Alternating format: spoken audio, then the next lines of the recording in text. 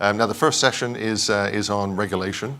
What Aaron Klein from the Brookings Institution in DC is going to try and do is put some clarity for us on what may or may not happen in terms of regulation, especially with the Trump administration and the uncertainty that brings. So, ladies and gentlemen, Aaron Klein. Thank you, Peter. Good morning. Good morning. I'm going to try that one more time. Good morning. All right, thank you. It's a pleasure to be here. I came here from Washington, D.C., where I work at the Brookings Institute. To give you a little bit of background about myself, before joining the wonderful world of think tanks, I served for 4 years as Deputy Assistant Secretary for Economic Policy in the Obama administration. It's the first term when we actually did things like Dodd-Frank. Before that, I served as Chief Economist for the U.S. Senate Banking Committee. I served for Chief Economist both for Senator Chris Dodd from Connecticut and Paul Sarbanes from Maryland. I like to say if I work from you, you probably got a bill. I assume some of those names are familiar from Dodd-Frank and Sarbanes-Oxley. I know for a fact in Washington that's put many people's kids through college. I'm here this morning to try and give you guys an understanding of the ununderstandable, which is where the Trump administration is headed in financial regulation and why. And for that, I want to kind of pause and try and set the table because most people, myself included, in Washington, fundamentally misunderstood what Trump is and how he thinks. And that misunderstanding helps explain why we were all so blindsided by what happened. I'm a trained economist. I'm trained in public policy. I've spent my life applying those two concepts together to try and make the world a bit of a better place in my mind. And I enjoyed very much working with my conservative colleagues who were somewhat similarly trained, trying to make the world a better place in their mind. Trump is orthogonal to that dialectic train of thought. Trump doesn't have a philosophy, or put a better way, Trump has an intellectual construct and a philosophy, which is awesome. That's it. His view is, my idea is awesome. Then I'll tell you what my idea is. But my idea is the best. It's the biggest. It's the most grand. It's going to provide the best. And that's a really hard situation to debate. But what he has is a goal. And this is what's so different and powerful about Trumpism. His goal, who here can tell you what his goal was? Somebody? Drain the swamp. That's exactly right. That's a goal, right? That's a message and a goal. What was his economic goal? What did he promise the country he was going to do for them economically? Make it great again was a promise. It was an economic promise. It was also a social promise with a lot of subtext from an American perspective. Economically, part of making it great again was producing economic growth of 3%. 3%, not 2, not 4, 3. 3% is more. It's more than the U.S. economy can probably generate on its own. The Democratic response was, well, yes, we want more growth, but you should understand that we have slow productivity, we have structural labor force issues. The most we can kind of probably get realistically is 2%, but with our ideas, the 2% will be distributed more fairly, and in fact, we'll maximize our growth, and 3%. His goal was 3%. He didn't really describe how he was going to get there other than he had this awesome plan and it was going to be there in 3%. Much like he was going to defeat ISIS with this awesome plan, he'll tell you when he wins, right? But his goal was 3%. And America had a choice. Do you want 3% growth or do you want 2% growth? I'm going to tell you what America wants. America wants more, okay? It's what made America great. It's also what makes America the most obese country on earth. We want more. So when a candidate promises you more and a candidate promises you less, it's not that hard to figure out what people are going to vote for. They're going to vote for more. And his goal is 3% growth. Financial regulation has to be thought of in the context of a means to that end. The end is 3% growth. To the extent that changing Dodd-Frank, or as Trump once said on the campaign, doing a number to Dodd-Frank generates more growth, then he's for that. To the extent more regulation and bringing back Glass-Steagall generates more growth, then he's for that. There is no ideology at the core of Trumpism as it relates to financial regulation. Financial regulation is simply a means to an end, and that end is 3% growth. If I leave you with one thought, it's that framework. Once you start to think about that framework, it all makes a little more sense. If you think about financial regulation as a speed limit, right? You guys all saw that beautiful car when we walked inside, right? Think about in that car, right? That car can drive as fast as the law allows or the driver chooses to do it. You can think about financial regulation a bit as a speed limit, right? It's a crude analogy, but it works. You can go a lot faster, but if you get in an accident, it's going to be a lot nastier, right? Forgive me for trying to do kilometers in the fly, but if you're driving 160 and you get in a wreck, it's a lot worse than driving 100. I think I got that about right from the US. So think about financial regulation as a speed limit. Trump wants to go faster. Yeah, maybe it'll crash, but maybe we'll get there faster, right? So driving it faster leads to a deregulatory agenda. But that agenda is, again, the means, not the end. The end is faster growth. So if you think about this here, once you start to increase the speed limit and allow financial regulation to move faster, that can mean a couple different things. One is the economy can grow faster. The other is the financial services sector can generate more revenue and profit for itself. This gets a little tricky. Over time, the US economy has become significantly more financialized to the point where about a quarter of corporate profits were accruing into the financial services sector during the peak of the bubble in the housing market, which is interesting because housing is kind of one of those things that's like real economy, right? There's a guy, a carpenter, a nail, he builds a house, you can see it, you can feel it, right? Very different than a collateralized debt obligation, right? Probably some people in this room have touched a collateralized debt obligation, but you're the unusual ones. The core issue here is when you think about financial regulation and growth, they don't really care whether that growth translates into the real economy or whether that growth translates into corporate profits in the financial services sector. It's growth. And that's another concept in which the Trump agenda has to be fully appreciated, which is the financialization of profits in the economy can be a very good thing as long as it's booking faster growth. It's booking faster GDP. So in this context here, as you see moving forward, the question is, how's he going to accomplish this? And the first thing they're doing is this thing they've always been doing, which is changing the law. And that's not going to succeed. There will not be a new financial regulation bill with a bill signing for this president. I'm going to tell you why it's not going to happen. And the House of Representatives has passed legislation. It is dead in the Senate. The Senate Majority Leader said he doesn't want to take it up. The Senate Banking Committee Chairman said he doesn't want to take it up. I'm going to tell you why. America doesn't want it.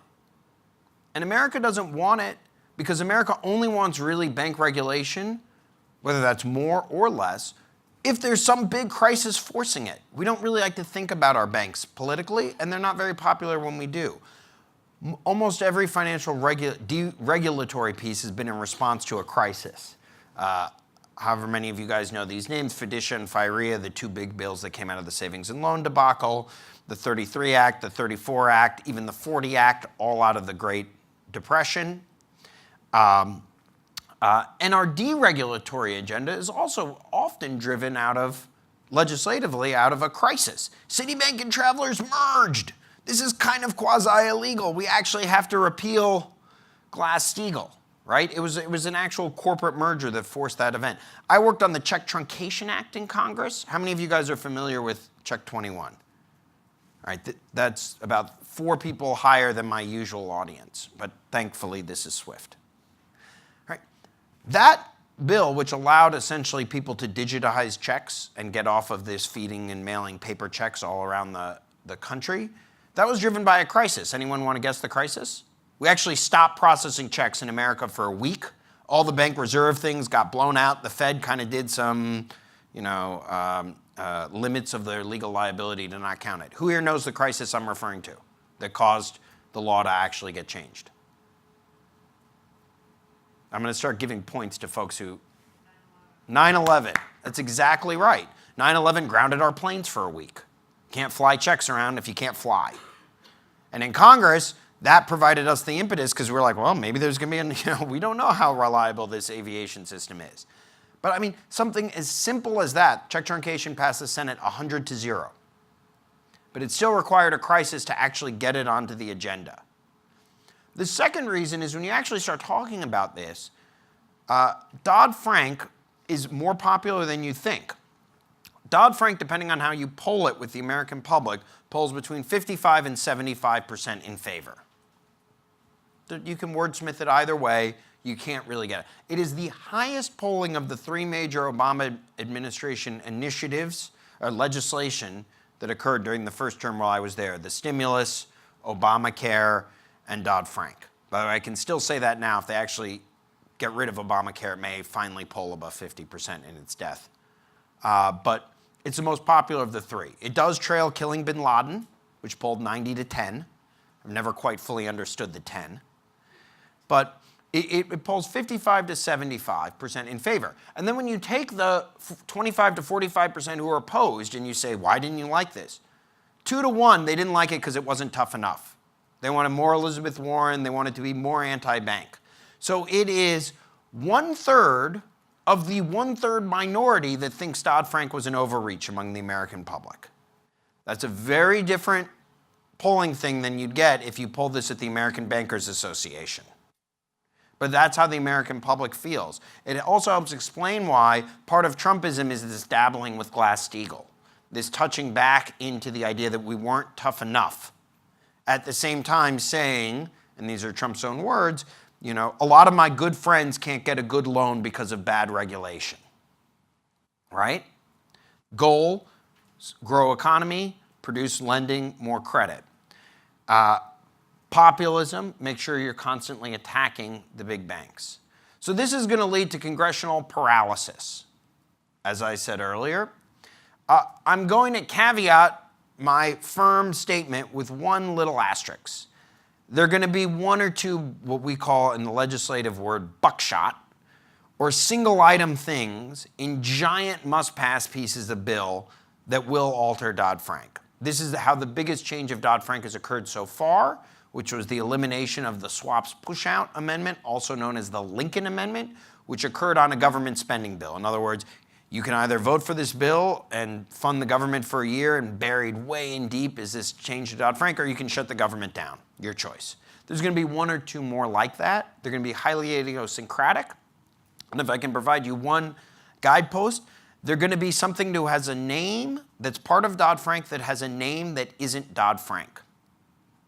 And this is because the things in Dodd-Frank that aren't named, Title I resolution, Title II living will, etc., they all kind of work.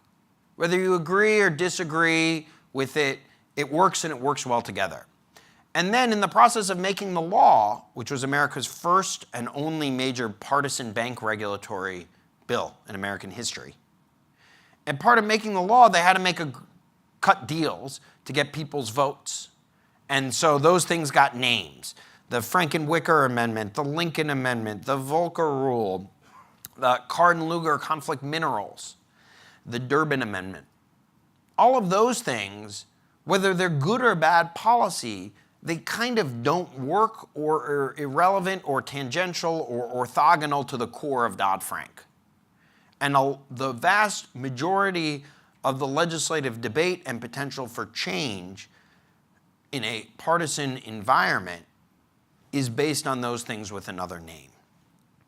So hopefully you guys now have an understanding of what Congress is likely to do and why. And I'm going to pause here and ask if anybody has a question on the legislative front, which is a core area where I've lived my life. I was a creature of the Senate. My wife, when we were dating, was a creature of the House, so we actually had a bicameral romance, which in Washington can be a little more fraught even than a bipartisan romance. But I want to pause for a second and ask folks if they have questions about the congressional front. There's going to be a lot of talk, a lot of hearings, a lot of bluster, a lot of great YouTube clips from Elizabeth Warren. There's not going to be any big law.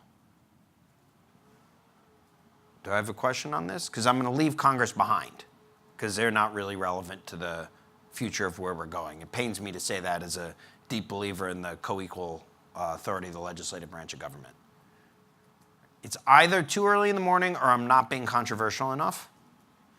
So I'm going to count on somebody to ask me a question when I get to the next moment. So the question here becomes, what's going to happen? It's going to be less than the market expects. The market has these weird ideas of a giant bill coming through and a signing ceremony. But what is going to happen, and this is where I think Senator Elizabeth Warren said something that's deeply true, which is in the field of financial regulation, personnel is policy.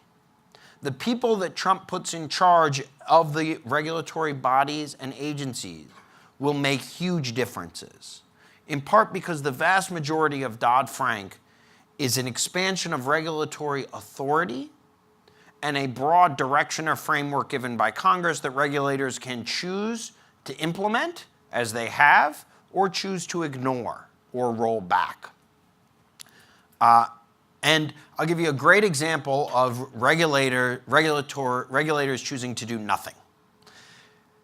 Congress told the Federal Reserve that it must, not it may, but it shall, promulgate a rule that defines a high-cost mortgage. High-cost mortgage, particularly in subprime, and that it should develop this rule and it will give it a stamp. That's all. The market can buy or sell or do any of these things, but the Fed is tasked with specifically delineating what this high-cost subprime mortgage looks like, and just telling the world that's what it looks like. Does that sound like a good idea? No? Why not? Somebody said no. If you It's too restrictive. It's not future-proof. Things may change. Yeah, but you can make the law. If you think the Fed's stamp is stupid, buy it. You'll get it at a discount for all the people that do. They're not restricting the mortgage that can be done. They just put a little stamp on it. It says this is a high-cost mortgage. Sorry, I'm supposed to. It's just, that's it. Congress told the Fed to do that in 1994 under the Home Ownership Equity Protection Act, HOPA. The Federal Reserve did it in 2007. 13 years later, a little bit late, not that effective. It wasn't optional authority. In fact, Federal Reserve Governor at the time, Ned Gramlich, came to Chairman Greenspan and said, we really need to promulgate this rule. I think things are starting to get out of control in the subprime mortgage market. He said this in 2001. Greenspan said, Ned, don't worry. That's too restrictive. When the Fed puts something out, it will chill the market. The market knows what it's doing. No need here. Greenspan later said that there was a flaw in his fundamental understanding of how markets work. This is in congressional testimony in 2009. He never thought somebody would make a loan that they knew that they wouldn't repay. That was his flaw. Oh, thanks a lot for that. So when Congress even tells the Fed you have to do something, they can ignore them. And they can ignore them during a giant run-up in a market. So what's going to first happen is the new Trump regulators are going to ignore it. There's not going to be any new regulation. Anything being promulgated or debated is going to slow down. Over time, this will weaken the existing structure of regulation because this conference, SWIFT, is filled with innovators. You guys are all thinking of new products that don't fit existing boxes. We have a whole hashtag for this, FinTech, right? Like, all of you guys are thinking about new ways to transmit and engage in finance that kind of doesn't fit all of the existing buckets. And over time, that innovation will create new products that don't naturally fit the existing regulatory landscape, which is fine. And that's a good thing. I'm for innovation. But it will mean that existing regulation, which will not be applied and pushed forward in the Trump administration very much, will continue to evolve into a greater, less regulated space. The speed limit will go up. So that's the first thing that's going to happen. The second thing that's going to happen with politics that are personnel is the people put in place are going to be very different, and they're going to come from two different roots that are at the core of the Trump administration. The first root are traditional Republicans. These are my list of colleagues and friends, and yes, there still are bipartisan friendships in Washington, who would serve in any normal Republican administration, who are highly qualified, who know the game, who may be creatures of the swamp, but that's how the system works. And the second group of people are the kind of Trump people. They may be Democrats, they may be Republicans, they may be kind of orthogonal, but they're deeply discordant with either side of the existing debate. And that crowd has a voice in Trump that crowd hasn't had in a very long time.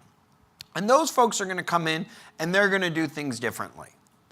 And I don't know which of the federal bank or securities regulators they're going to get. They may get the CFPB, they may get the FDIC. The OCC may waffle between the two of them. We have an acting director at one, the comptroller of the currency, and a nominated director at another. But they're going to be going at things in different ways. And this is going to produce regulatory divergence. This is another major theme. The Obama administration's regulators all had this very similar philosophies and outlooks. I say this with absolute certainty because I worked very closely with them and I know most of them personally. Where they disagreed, and they did disagree, was in the details. And they would fight each other vociferously because they were highly detail-oriented people. Now, it's easy to say that, it's harder to prove that. How many people here know who Rich Cordray is? The director of the Consumer Financial Protection Bureau?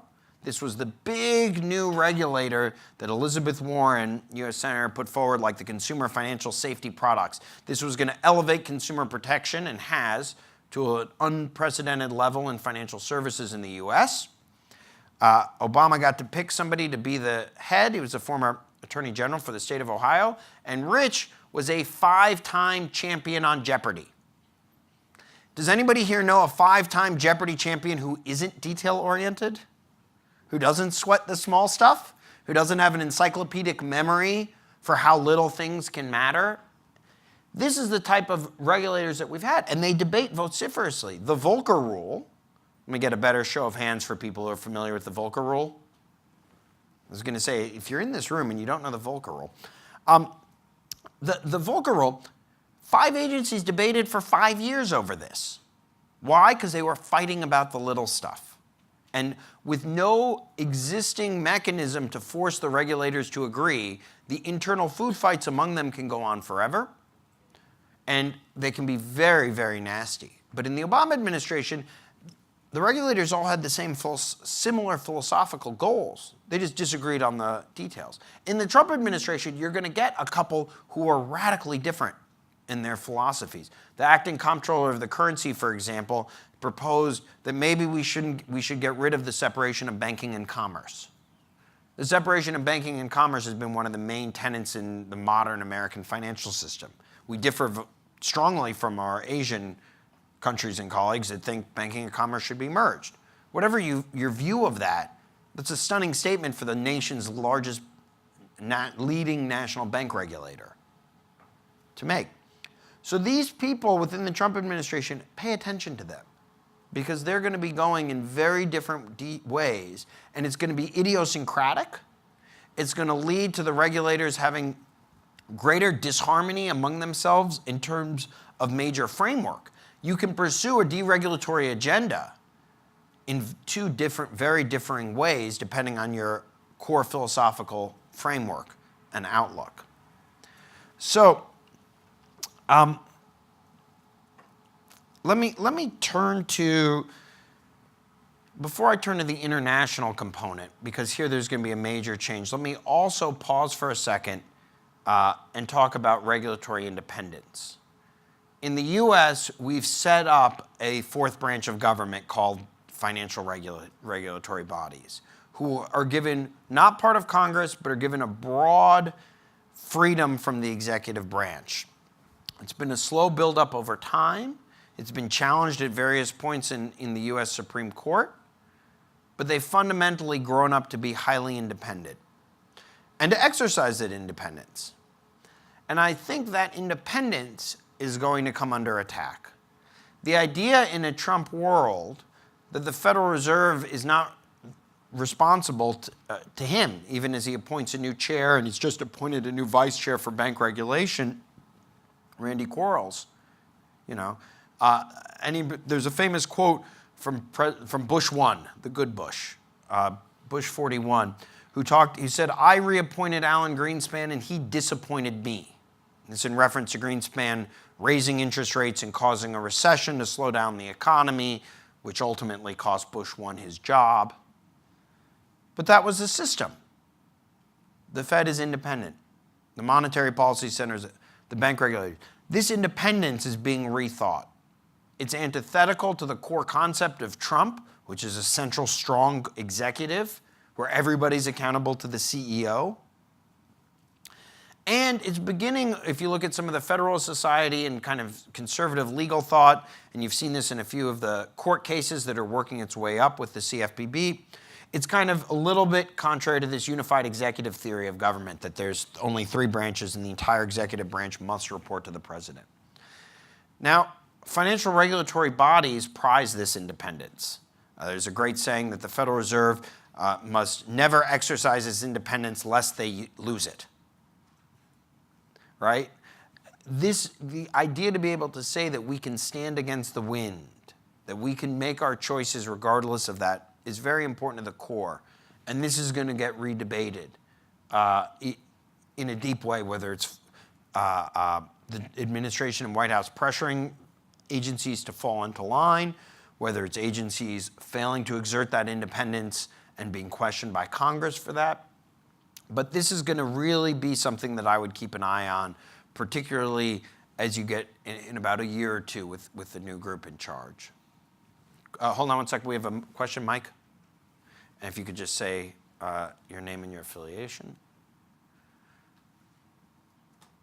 And thank you, by the way. It's always more fun when we have a back and forth. Hi, my name is Joe Mantone. I'm from S&P Global Market Intelligence. Hi, Joe. Hi. So what would that look like if the Fed lost its independence? Like, how would we decide rates? So there are a couple ways, right? You can look at the Choice Act, an idea that's gone through Congress that would put the Federal Reserve onto congressional appropriations. That is, every year, Congress could decide how much money to give the Fed to operate. And you can see that. You could see that in Congress setting a rule on its monetary policy. You must, follow this rule. You can see that a third way in terms of the Fed's regulatory independence.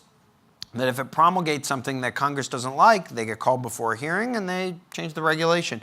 There was a regulator that was in charge of Fannie Mae and Freddie Mac called OFEO that was subject to congressional independence.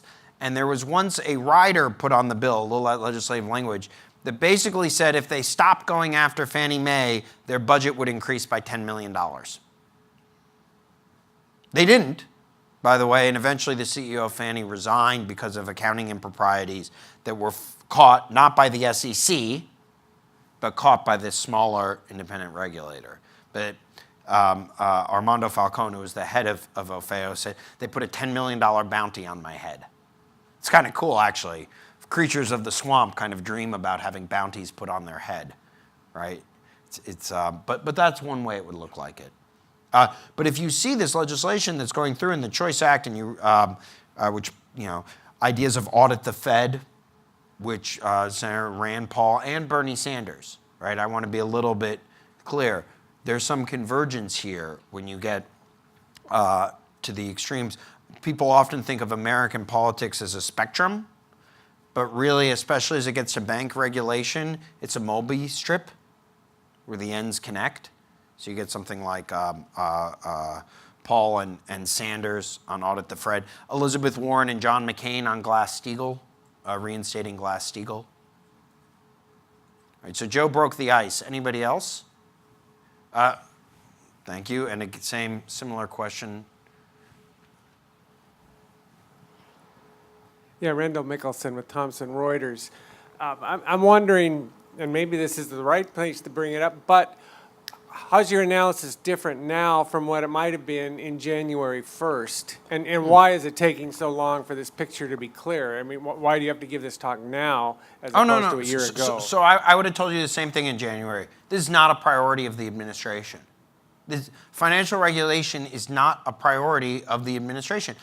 Look at how long it took them to nominate people, right? If I told you January 1 that the first confirmed Federal Reserve governor under Trump would be in October, you would have said no chance, right? He didn't nominate somebody until July, right? Just to comparison, Dan Tarullo, how many people here have heard of Federal Reserve Governor Dan Tarullo?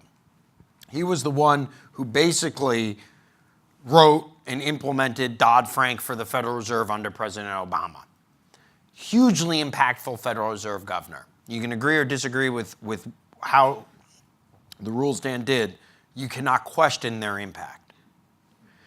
He was nominated before the president took office, and he was confirmed in January of 2009, just days after Obama was inaugurated. Right off the bat. Here is it. What's the priority? Growth. When do we want it? Now. How is it going to be? Awesome. Right? Right? And by the way, just to telescope for a second outside, right? The symbol, he is accomplishing some of his objectives, right? He wanted to produce growth by cutting taxes for the rich, first by offsetting that through health care, which failed. Now he's just going to do it in a tax bill. He wanted a big defense building spend up, just like Reagan. He's gotten that with a huge increase in defense spending. He said he wanted an infrastructure bill, but that's not going to happen. But you're going to get tax cuts and defense spending. Worked in the 80s. So, that's how it differs. It doesn't, the financial world keeps it's like Charlie Brown and Lucy in the football, right? Everybody, because we all think that this is a priority for us, it's got to be a priority for them. Now, it'll eventually get done, and the regulations will eventually, as I said, there'll be a pause and some level of rollback. But hasn't been a huge priority. All right, I'm going to pivot now to the international perspective, because here's another example. Trumpism is very clear. America first. Rest of the world, fifth. Maybe space is in between second and fourth. I don't know. But the point here being, the financial regulatory world seems to think this America first mantra ends with them. Well, obviously, yes, he's for that, but he wouldn't want to get rid of the FSB or wouldn't want to roll back on Basel IV or understand that America has been at its core a leader in the integrated global financial system, and it has to be as the country with the greatest economy in the world and the currency that's the reserve currency of the world. I mean, one of the unsung heroes of action to stabilize the global economy during the financial crisis were these giant swaps lines the Federal Reserve put out for dollar denominations, right? The U.S. has a special role in the global financial system. Yeah, that doesn't matter. There's going to be a pullback of the U.S. as a leader in global finance because the leading role is antithetical to the concept of America first, right? Again, go back to the goals. The goals are what's good or bad for America. That used to mean, well, if it's good for the world, it's good for America. Even if it may not be to our immediate economic interest, it's to our long-run interest to have global stability and global growth. That core tenet is not shared by the current inhabitants in the White House.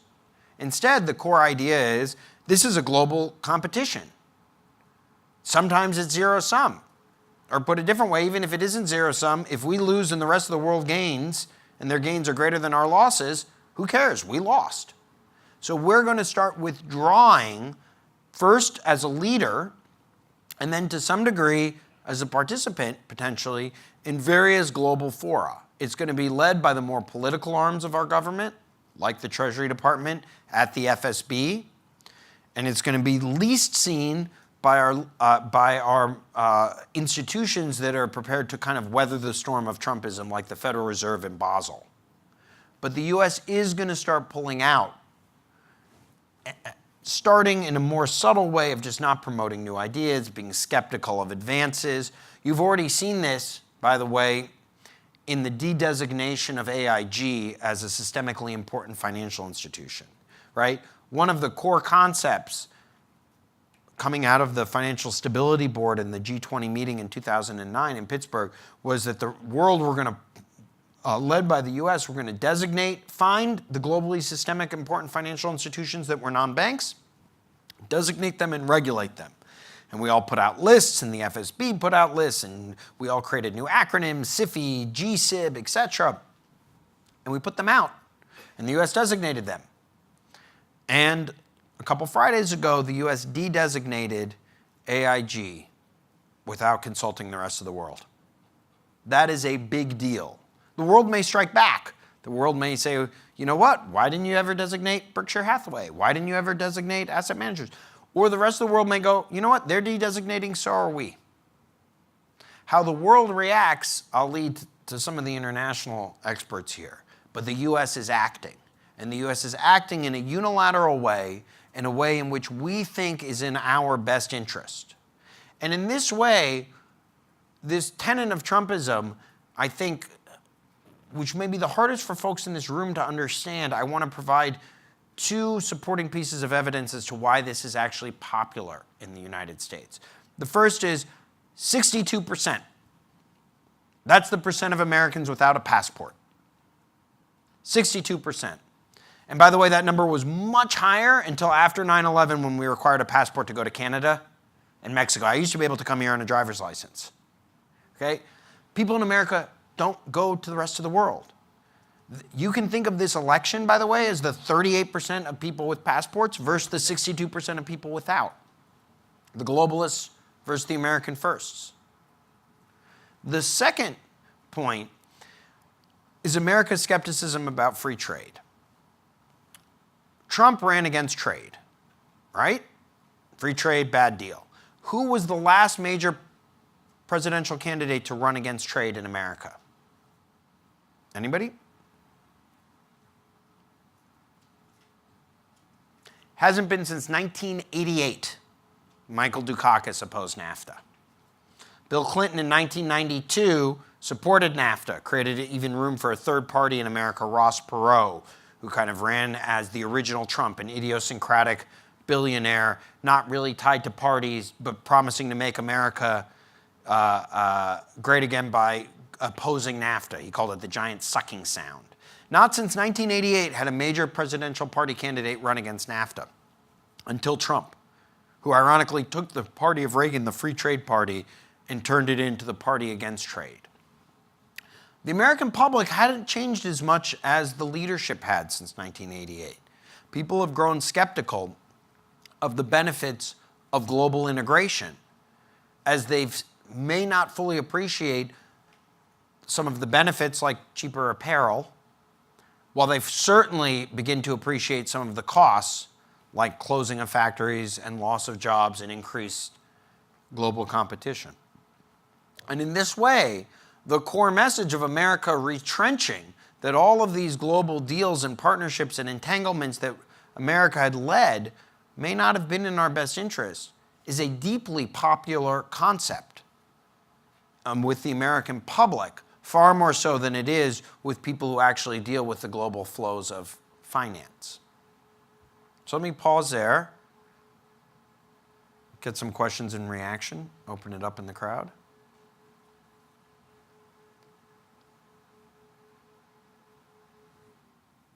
So either I've convinced you all of a future that may leave you speechless, it's super early in the morning, or nobody really has views about Trump in here. I can also talk more granularly about financial regulation. Randall? Well, I'll give you one then.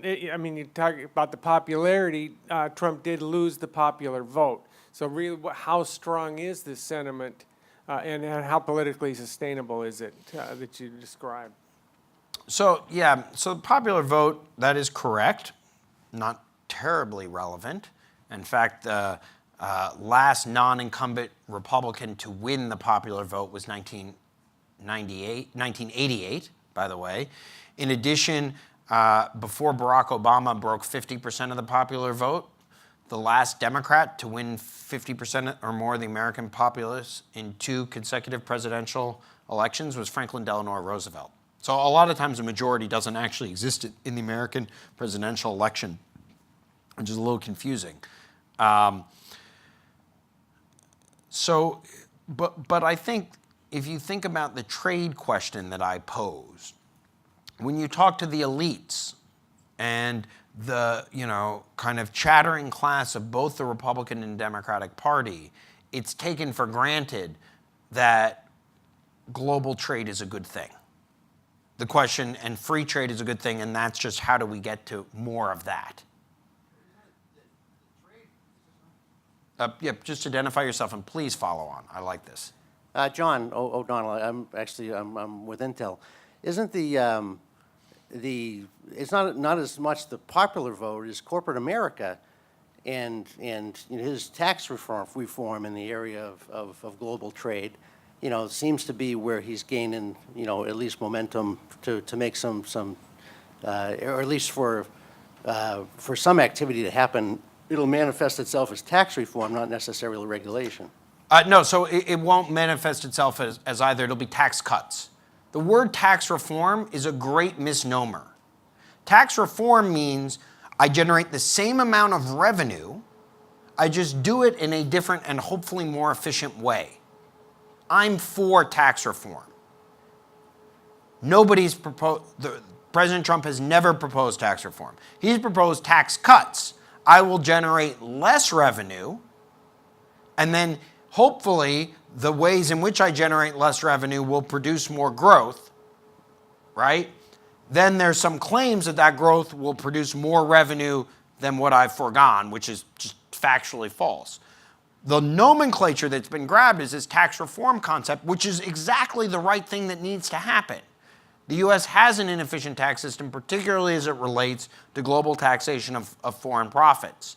And it incentivizes companies like yours and others to stash and park money overseas in a way that's just inefficient and detrimental fundamentally to U.S. economic growth. I would love tax reform. What they're talking about is eliminating the estate tax, creating a pass-through lower rate for small business contractors. In fact, no longer will Aaron Klein work at Brookings if this happens. Aaron D. Klein Consulting will subcontract a spot from Brookings with one employee. Hopefully it's me. And I'll lower my tax bill by about 10%. So what's gaining traction, and I actually believe there will be a tax cut because that's what the Republican Party, about the only thing left they can agree on is lower taxes. I wish it had been tax reform. But the global nature of it highlights this inefficiency. And so to the extent that we're going to try and bring corporate profits that have been tax incentivized, right? And the U.S. system is so nuts, right? Tim Hortons, so I'll be Canadian for a second. Tim Hortons bought Burger King, right? Really, Burger King bought Tim Hortons, but by moving the corporate entity to Canada, it created a more favorable tax system. So I think that's the issue. The American public gets that, right? We're America. Burger King, our number 2 fast food, right? I think our number 3, right? Subway's bigger. So our third biggest fast food thing has to be bigger than Canada's biggest thing, right? But yet they flipped. The Obama administration tried to crack down on that, on tax avoidance. The one final reason you won't see tax reform is tax reform has to be bipartisan. In order to generate the same amount of revenue more efficiently, you have to end certain inefficient loopholes. And the only way politically you can gain the strength to do that is if both parties lock arms. It's what you saw in the Tax Reform Act of '86. It's what you've seen in other tax reform acts, true reform acts. Otherwise, the politics are such that the existing people who have inefficient winners keep it, and then you just simply end up with a tax cut, which is where we'll end up. I think I have time for one more question. So I think you have the best one left. Hi, Chris Goossens, Morgan Stanley. Hi, Chris. Do you think that with retracting from global commerce, that the risk of price increases within the American market will actually give the growth and gain that they're looking for? Price increases to give the growth. So that's an interesting question. So at the core assumption of your question is globalization reduces prices by increasing competition, which is true. America's views on inflation are highly schizophrenic, right? We don't fully appreciate the benefits of low inflation and prices that are fall. If you want to do something really interesting, look at what the percent of the average American family spent in apparel in 1970. And today, look at apparel. It is like so cheap. We just got new au pair from Brazil, and one of the first things she commented on was like she went to H&M, and clothes were so cheap. She's like, this is like a third of what it cost in Sao Paulo, right? It's the same white T-shirt. It's a multinational corporation, right? So on the one hand, we like these cheap goods. On the other hand, people want more. It's not that they want more inflation, but wage growth, right? Nominal wage growth falls. And I do believe that folks are slightly illogical and want higher nominal wage growth, even if some of that's undermined on prices. The other core aspect of your question is, will reduced international competition boost U.S. profits that would then strengthen our economy? Is that the kind of right way to understand it, right? If I don't have to. And on that one, I'm not so sure because I don't. So I'd say two different things. Number one is the U.S. is a highly insular economy. And I don't think folks fully appreciate this. Under conventional accounting, the U.S. is about a 75% domestic economy, and you have about 15% net exports and 10% net imports. I think that's more like 14 and 11. The structural trade gap has closed a little bit. I'm skeptical of those numbers, not because I don't think the Bureau of Economic Analysis is publishing like fake numbers and the real unemployment rate is 70%. No. When you actually dig into the numbers, the way that they account inflates gross flows while getting net flows properly. Do you guys know about this? It's called round tripping. I got 1, 2 people. Anybody else? Oh, it's a really cool factoid. So when a car like flies back and forth between Detroit and Windsor, and they keep adding, GM keeps adding more elements, right? So the first $5,000 goes into Canada, that's $5,000. Then they add 3, $8,000 comes back. Then they add 2, and $10,000 goes back. And they add another 3 and 13. They keep adding the gross flows up. The net balance of trade is spot on. It all washes out. When they set up the bookkeeping in the 30s for national income accounting, all they wanted were to figure out the net flows. Everyone's like, who cares about gross? But what that actually ends up doing is making gross flows look higher. So that 14 and 11, the net of 3, right, which is what matters for GDP, right, C plus G plus I plus net exports. Net exports is right, but both the core numbers are inflated. So if you try to back out the round tripping, and it's hard, we've now started round tripping with China. It used to never happen. Asia would just bring goods into the US or we'd bring goods out. Now they kind of go back and forth. If you bring out the round tripping, you're definitely under 20% of the US's global trade. 80% is purely domestic. We're a highly domestic economy, particularly in services, right? You know, when I get my hair cut, there's no global impact. So one is, I think the impact will be smaller than appreciated. 2, you know, a lot of U.S. firms are multinational, and so it depends how the flow of profits. 3, the value of the dollar, changes in the value of the dollar may actually swamp the marginal impacts of the trade thing. When Trump says he wants to reopen NAFTA, that creates a lot of political saliency. I'm not sure economically, even if they did reopen it, how much it would all net out and change.